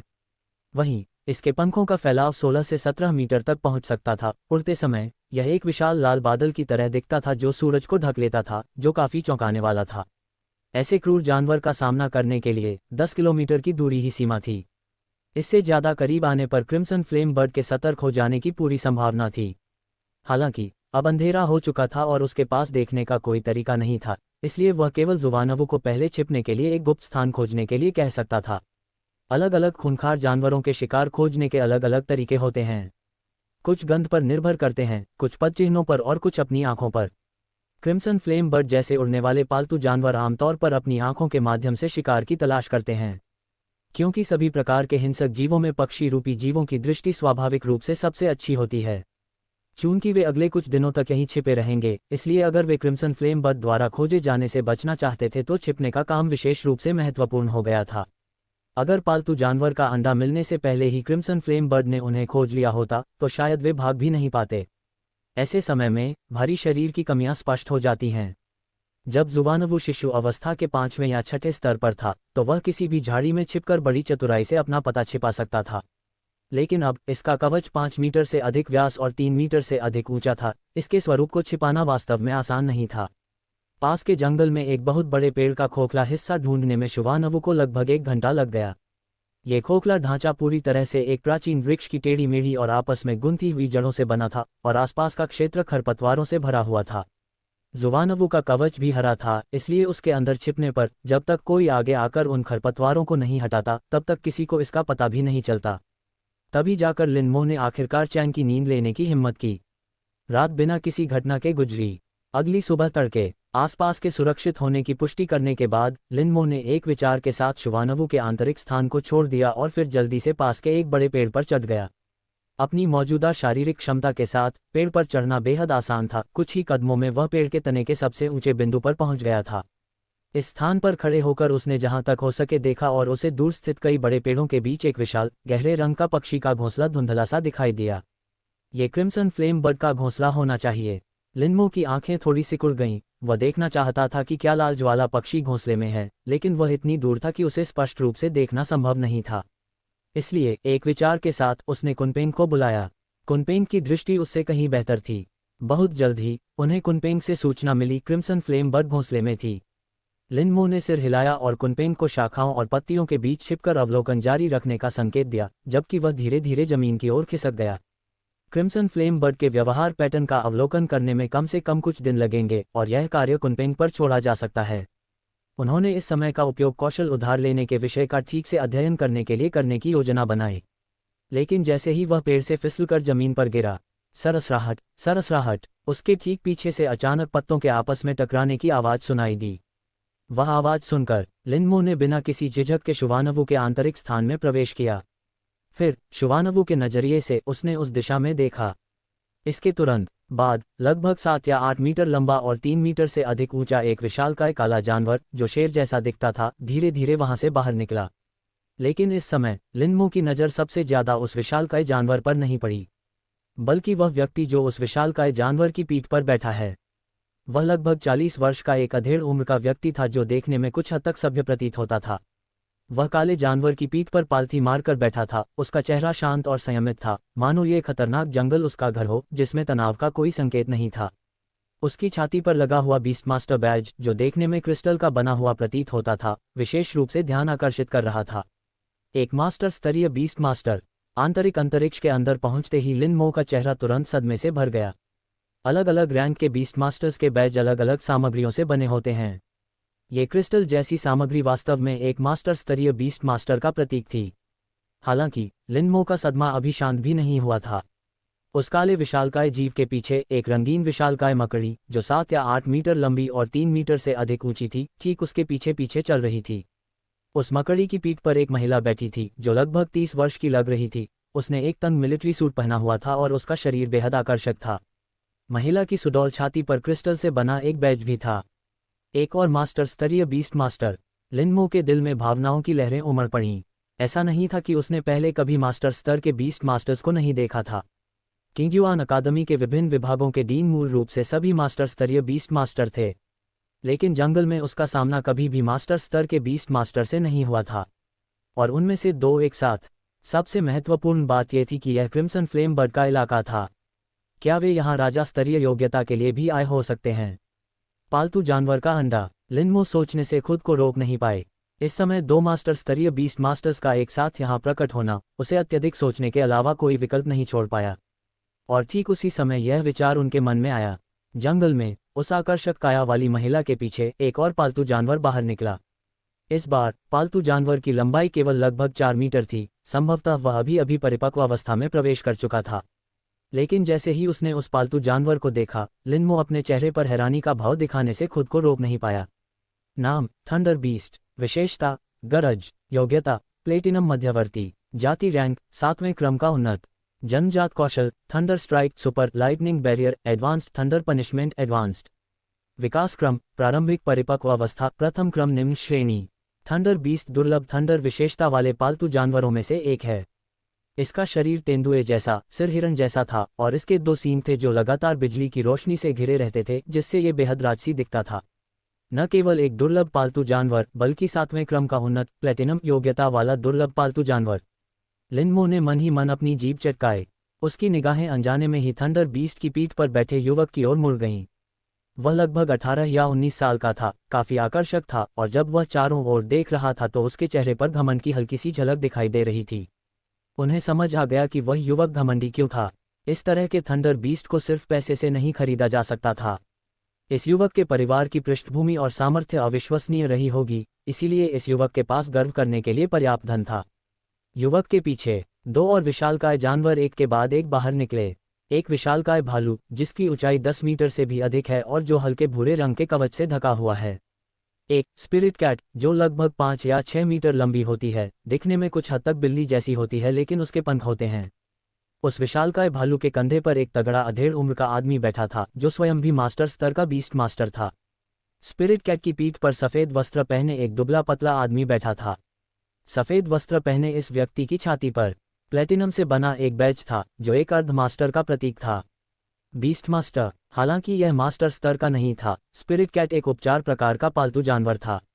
बीस्ट मास्टर प्रणाली में क्वासी मास्टर स्तर के हीलिंग टाइप बीस्ट मास्टर का दर्जा मास्टर स्तर के बीस्ट मास्टर से निश्चित रूप से अधिक होता था।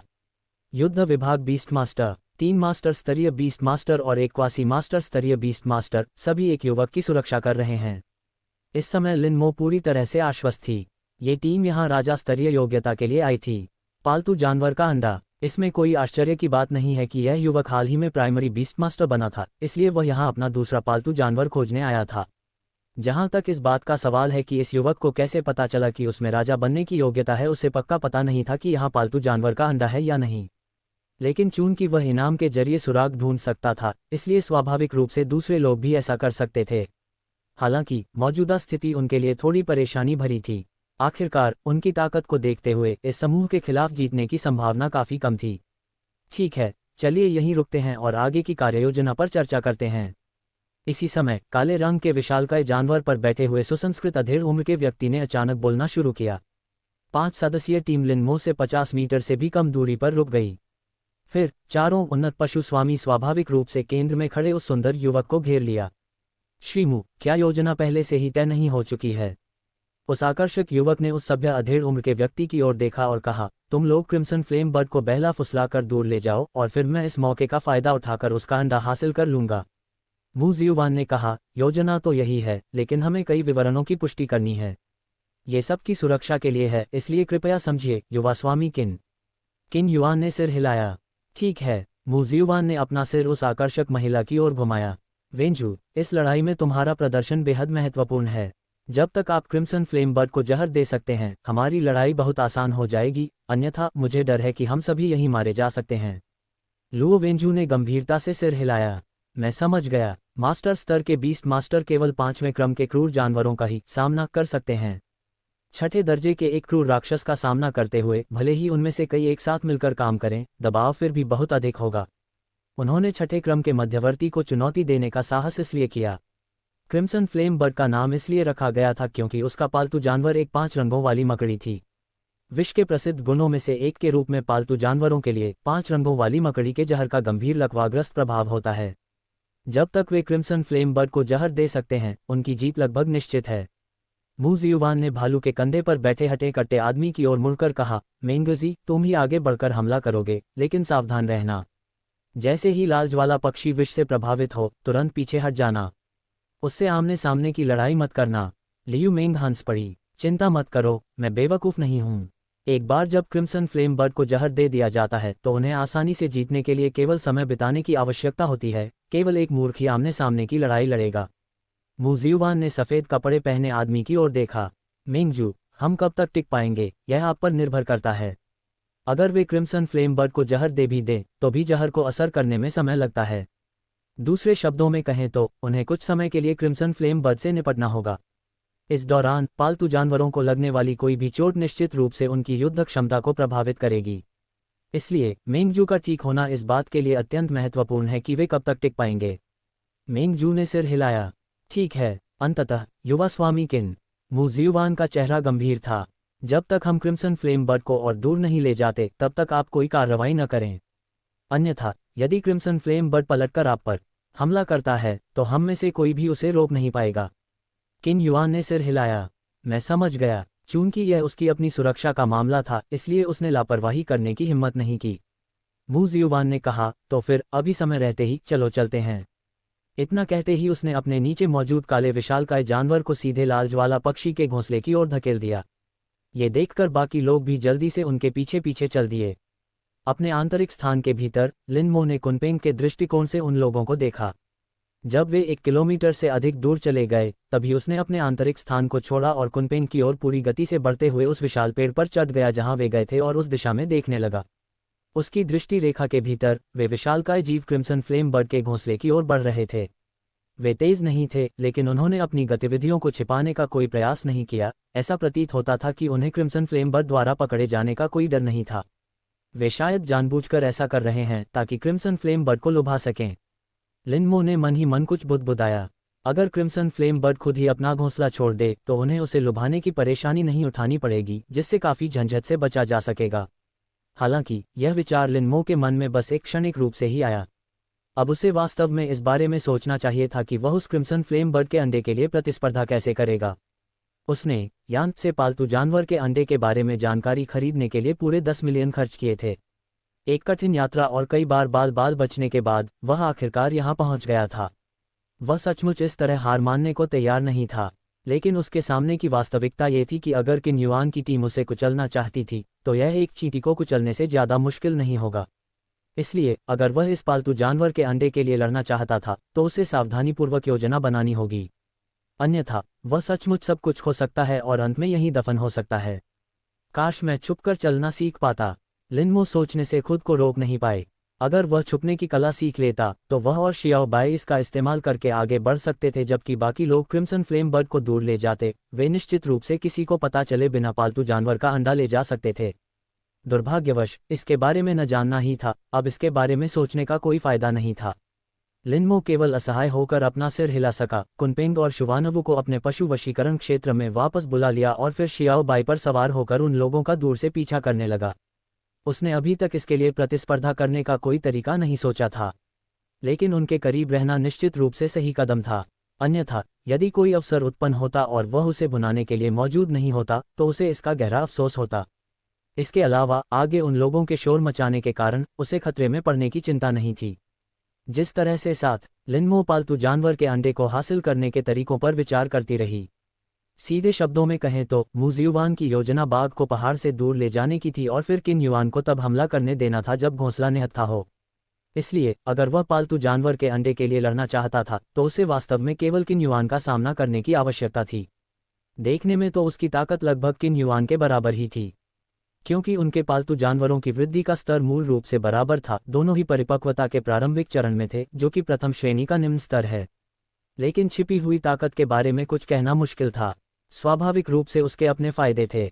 उदाहरण के लिए उसके शरीर को 2 बार मजबूत किया गया था, जो उसी रैंक के किसी बीस्ट मास्टर के लिए असंभव था। फिर शुवानवु और कुनपेंग थे। उनके रैंक के बीस्ट मास्टर अभी अभी अपने दूसरे पालतू जानवर की तलाश शुरू ही कर रहे थे, जबकि उनका दूसरा पालतू जानवर पहले ही परिपक्व अवस्था में प्रवेश कर चुका था, और यहाँ तक कि उनका तीसरा पालतू जानवर भी पहले से ही छठे स्तर की शिशु अवस्था में था। लेकिन किन युआन के पास स्वाभाविक रूप से अपने तुरुप के पत्ते थे। किन युआन की पारिवारिक पृष्ठभूमि को देखते हुए लिनमो एक पल के लिए भी यह विश्वास नहीं करेगा कि उसकी ताकत केवल वही है जो सतह पर दिखाई देती है। इसलिए भले ही उसे केवल किन युआन का सामना करना पड़े, वह जरा सी भी लापरवाही करने की हिम्मत नहीं कर सकता था। लिनमो के दिमाग में तरह तरह के विचार उमड़ रहे थे।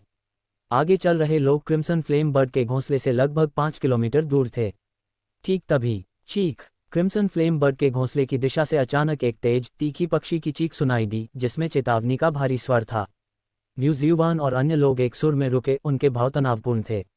लिनमो भी तुरंत रुक गई और तेजी से पास के एक बड़े पेड़ पर चढ़ गई। इतनी दूरी से उसने पहली बार स्पष्ट रूप से क्रिम्सन फ्लेम बर्ड का घोंसला देखा। घोंसला देखने में तो आम पक्षियों के घोंसले जैसा ही था, लेकिन उसका व्यास पूरे 15 या 16 मीटर था। 5-6 बड़े पेड़ों के सहारे बना ये घोंसला 20 मीटर से भी अधिक ऊंचाई पर लटका हुआ था और बेहद भव्य दिख रहा था। और उस क्षण घोंसले के अंदर ... एक गहरे लाल रंग का पक्षी जो पूरे 9 मीटर लंबा था, घोंसले के किनारे पर बैठा था, और ऐसा लग रहा था मानो वह मू जियुआन और अन्य लोगों को नीचे देख रहा हो। 9 मीटर। लिनमो ने अपनी भौहें ऊपर उठाईं। सामान्यतया एक ही प्रजाति के खूंखार जानवरों के लिए आकार उनकी ताकत के अनुपात में होता है। शरीर जितना बड़ा होगा, शक्ति उतनी ही अधिक होगी। उसके द्वारा खोजी गई जानकारी के अनुसार क्रिम्सन फ्लेम बर्ड का अधिकतम आकार केवल 7 या 8 मीटर था, लेकिन उससे पहले वाला पूरे 9 मीटर लंबा था। इसका मतलब ये था कि इस क्रिम्सन फ्लेम बर्ड की ताकत एक औसत पक्षी की तुलना में अधिक थी। अब मू जियुआन और उसके साथियों को शायद सिरदर्द होने वाला है, लिनमो ने मन ही मन कहा। और वास्तविकता बिल्कुल वैसी ही थी जैसी उन्होंने उम्मीद की थी। उसी समय जब उसने लालज्वाला पक्षी को देखा, मू जियुआन और अन्य लोग भी पेड़ों पर चढ़ गए थे और उन्होंने उसे देख लिया था। तुरंत ही समूह के सभी सदस्यों की भौहें तन गईं। एक सामान्य क्रिम्सन फ्लेम बर्ड की तुलना में पूरे 1 मीटर बड़ा शरीर होना उनके लिए वाकई अच्छी खबर नहीं थी।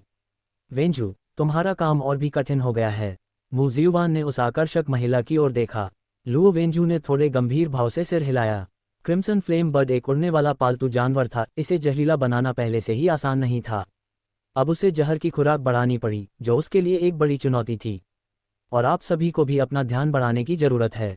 मू जियुआन ने फिर से दूसरों की ओर देखा। यद्यपि यह क्रिम्सन फ्लेम बर्ड छठे क्रम का मध्यवर्ती है, लेकिन इसकी शक्ति संभवतः छठे क्रम के उच्च रैंक के बराबर है। खतरनाक जानवर, आपको लापरवाह नहीं होना चाहिए। बाकी सभी ने सहमति में सिर हिलाया। फिर समूह क्रिम्सन फ्लेम बर्ड के घोंसले की ओर आगे बढ़ा। लिनमो ने ये देखा और उसका पीछा करना जारी रखा। चीख जब मू जियुआन और अन्य लोग घोंसले से लगभग 4 किलोमीटर दूर थे। ... क्रिम्सन फ्लेम बर्ड ने एक और तीखी चीख निकाली। इस बार ध्वनि में चेतावनी और भी तीव्र थी। फिर भी क्रिम्सन फ्लेम बर्ड ने हमला करने का कोई इरादा नहीं दिखाया। केवल चेतावनी, हमला नहीं। लिनमो के चेहरे के भाव बदल गए। आमतौर पर एक बार जब कोई क्रूर जानवर अपने क्षेत्र में किसी दुश्मन के घुसपैठ का पता लगा लेता है तो वह सीधे हमला कर देता है। लेकिन इस क्रिम्सन फ्लेम बर्ड ने हमले का कोई संकेत दिए बिना लगातार 2 चेतावनी जारी की थीं। ये स्पष्ट रूप से अनुचित था। ऐसी स्थिति के आमतौर पर 2 कारण होते थे। सबसे पहले, क्रिम्सन फ्लेम बर्ड घायल हो गया और उसकी ताकत कम हो गई, शायद इस हद तक कि वह हमला करने में भी असमर्थ हो गया। दूसरी बात, क्रिम्सन फ्लेम बर्ड के घोंसले में कुछ ऐसा था जिसके कारण वह आसानी से उसे छोड़ने से डरता था। मुझे उम्मीद है कि यह पहला कारण नहीं होगा। लिन मो ने मन ही मन कुछ बुदबुदाया। यदि यही पहला कारण होता तो ये राजा स्तरीय योग्यता पालतू जानवर का अंडा शायद उसकी पहुंच से बाहर होगा। इस दौरान मू जियुआन और अन्य लोगों ने भी स्वाभाविक रूप से यही सोचा। लेकिन लिन मो के विपरीत उनके चेहरे पर कुछ हद तक उत्साह झलक रहा था, क्योंकि उनके लिए दोनों ही कारण अच्छी खबर थे। यदि यही पहला कारण होता तो उनके ऑपरेशन का जोखिम स्वाभाविक रूप से काफ़ी कम हो जाता। और अगर ये दूसरा कारण था तो इसका मतलब ये था कि इस बार उनकी फसल उम्मीद से भी ज़्यादा होगी। तुरंत ही समूह की गति तेज हो गई। चहचहाहट। जब मू जियुआन और अन्य लोग घोंसले से अभी भी 3 किलोमीटर दूर थे, क्रिम्सन फ्लेम बर्ड ने एक और चीख निकाली। ये चीख महज एक चेतावनी नहीं थी, इसमें क्रोध की झलक थी। जाहिर है, मू जियुआन और अन्य लोगों द्वारा चेतावनी को नज़रअंदाज करने से क्रिम्सन फ्लेम बर्ड कुछ हद तक नाराज हो गया था। लेकिन मू जियुआन और अन्य लोगों को इसकी परवाह नहीं थी और वे तेजी से घोंसले की ओर बढ़ते रहे। हालांकि किन युआन पीछे छूट गया। एक बार शरीर को मजबूत कर चुके प्राइमरी बीस्ट मास्टर के लिए 3 किलोमीटर की दूरी लगभग 5 मिनट ही थी। ये दूरी बिल्कुल सही थी, क्योंकि इससे किन युआन की सुरक्षा सुनिश्चित हो गई और साथ ही यह भी सुनिश्चित हो गया कि कार्रवाई करने में ज़्यादा समय बर्बाद न हो।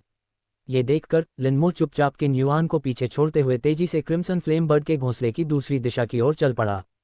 लगभग 10 मिनट बाद वह क्रिम्सन फ्लेम बर्ड के घोंसले से 3 किलोमीटर दूर एक स्थान पर भी रुका। हालांकि किन युआन घोंसले के पूर्व में था और वह दक्षिण में था। चूंकि दोनों के बीच काफ़ी दूरी थी, इसलिए पकड़े जाने की कोई चिंता नहीं थी। उसके पश्चिम की ओर न जाने का कारण यह था कि किसी भी दुर्घटना को छोड़कर मू जियुआन और अन्य लोग क्रिम्सन फ्लेम बर्ड को उस दिशा में लुभाने की कोशिश करेंगे। अगर वह वहां गया तो वह गोलीबारी की चपेट में आ सकता था। चहचहाहट। तभी एक और पक्षी की चीख सुनाई दी। शायद कम दूरी के कारण लिनमो को लगा कि यह चीख विशेष रूप से कठोर लग रही थी। इतनी दूरी पर अब उसे पेड़ पर चढ़ने की हिम्मत नहीं रही। क्रिम्सन फ्लेम बर्ड की तेज दृष्टि को देखते हुए हो सकता है कि वह उसे देख ले। किन युआन भी उसे खोज सकता है, इसलिए वह केवल कुनपेन को बुला सकता था और उसे पेड़ की चोटी पर शाखाओं और पत्तियों के बीच छिपा सकता था ताकि वह मू जियुआन की स्थिति का अवलोकन कर सके। इस समय मू जियुआन और अन्य लोग क्रिम्सन फ्लेम बर्ड से 2 किलोमीटर से भी कम दूरी पर थे। फिर भी क्रिम्सन फ्लेम बर्ड केवल चिल्ला रहा था और हमला नहीं कर रहा था।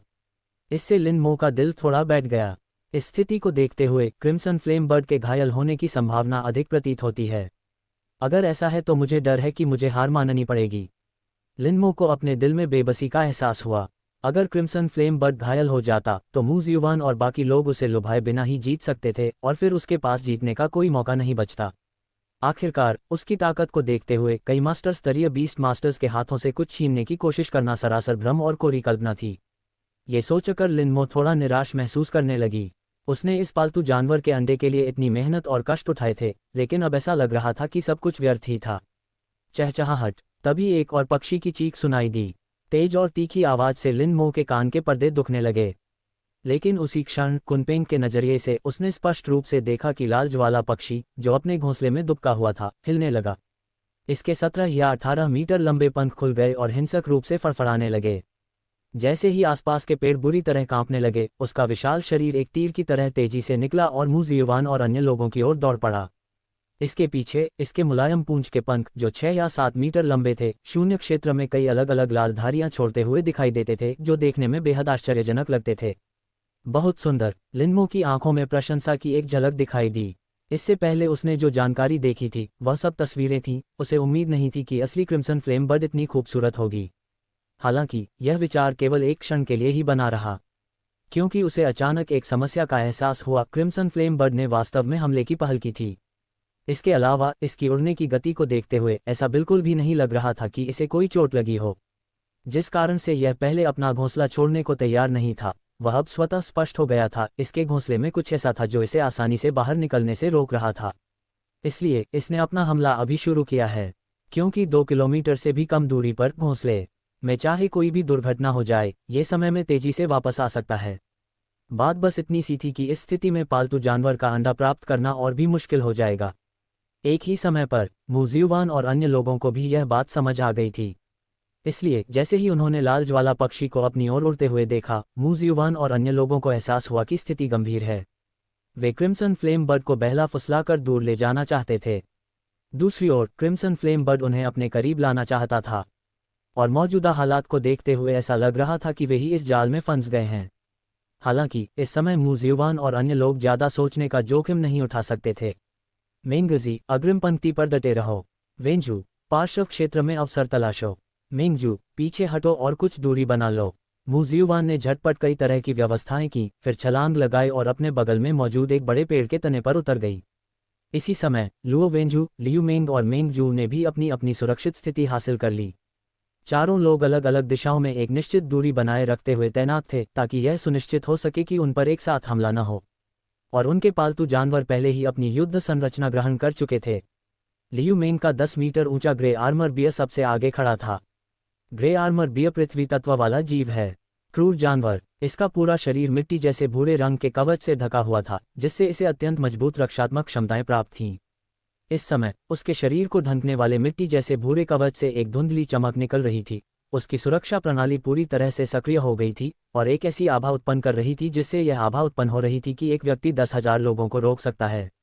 इसके पीछे दाईं ओर मूजियुवान का काला डार्क डेमन टाइगर थोड़ा झुका हुआ, तल्लीन और हमला करने के लिए तैयार था, और इसके बाईं ओर घास में लुओ वेंजू की पंचरंगी मकड़ी जमीन पर लेटी हुई थी, जो अपनी उपस्थिति को यथासंभव कम करने की कोशिश कर रही थी। इन तीनों पालतू जानवरों के पीछे एक पेड़ के तने पर मेंगजू की स्पिरिट कैट स्थिर रूप से दुबकी हुई थी, जो किसी भी क्षण हमला करने के लिए तैयार थी। लिनमो ने कुनपेंग की दृष्टि से इस दृश्य को देखा और मन ही मनाह भरी। मूजियुवान और अन्य लोगों ने मास्टर स्तरीय बीस्ट मास्टर के रूप में अपनी उपाधि को सचमुच सार्थक साबित किया। उन्होंने छठे स्तर के प्रतिद्वंद्वी का सामना किया। क्रूर जानवर, वे इतने संगठित कैसे रह सकते थे? इसके अलावा उनके बीच समन्वय और तालमेल को देखते हुए ये स्पष्ट है कि ये कुछ लोग कई वर्षों से एक साथ मिलकर काम कर रहे होंगे। दूसरे शब्दों में, उनके संयुक्त प्रयासों से निश्चित रूप से ऐसा परिणाम प्राप्त किया जा सकता है जहां 1+1 2 से अधिक हो। अब यह इस बात पर निर्भर करता है कि क्या वे क्रिम्सन फ्लेम बर्ड को लुभाकर दूर ले जा सकते हैं। लिनमो ने मन ही मन कुछ बुदबुदाया और कुनपेंग को किन युआन की दिशा में देखने का इशारा किया। किन युआन के अभी भी वहीं मौजूद होने और कोई कार्रवाई न करने की पुष्टि करने के बाद ही उसने मूजियुवान और अन्य लोगों की ओर मुड़कर देखा। जैसे ही समूह ने युद्ध की तैयारी पूरी की, तेजी से आ रहा क्रिम्सन फ्लेम बर्ड भी पास ही पहुंच गया था। हालांकि ये बहुत करीब नहीं आया, इसके बजाय इसने काफी दूर से हमला किया। अपनी चोंच के एक झटके के साथ 3 मीटर व्यास का एक विशाल आग का गोला घास में मौजूद 5 रंग की मकड़ी की ओर तेजी से बढ़ा। हालांकि छठे स्तर की बुद्धिमत्ता दुष्ट प्राणी भले ही मनुष्यों से कमतर हो, फिर भी वह सबसे खतरनाक दुश्मन पर पहले हमला करना जानता है। तीव्र ताप तरंगे विकीर्ण करते हुए आग के गोले ने आसपास की हवा को बुरी तरह से विकृत कर दिया। जहां आग का गोला गिरा, वहां तक कि कुछ मीटर के दायरे में मौजूद सभी शाखाएं, पत्तियां और वनस्पतियां तुरंत सूख गईं, मुरझाकर पीली पड़ गईं या झुलसकर काली हो गईं।